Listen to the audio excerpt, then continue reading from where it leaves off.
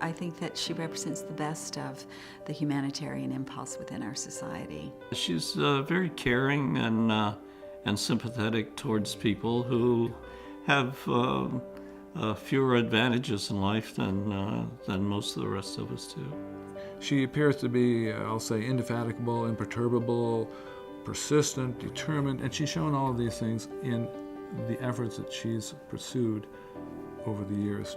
My original meeting with Martha started over 25 years ago when she came and wanted to find out more about Bridgeway and how it may help her son.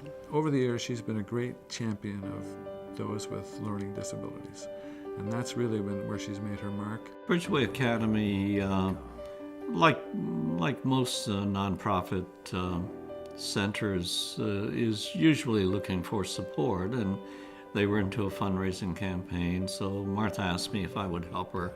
She's benefited so many organizations within our community, I know, including the Salvation Army, including schools, her work in learning disabilities. She's engaged others to contribute in a major way to those programs, and I look particularly at Mount St. Vincent, St. Mary's, and King's Edgell, and Bridgeway.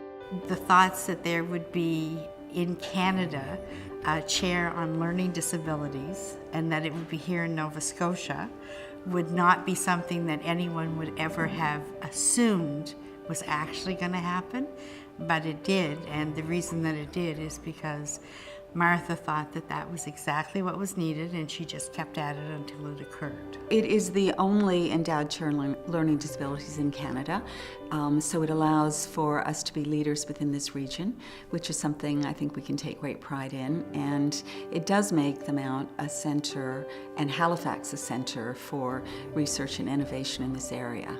As often happens in fundraising, you develop a list of names of potential donors, and Martha showed me the list and asked me if I could put her in touch with any of the people on the list. When somebody says, no, I don't think so, then you have to be persistent, but persuasive and inoffensive, and, if possible, charming and creative.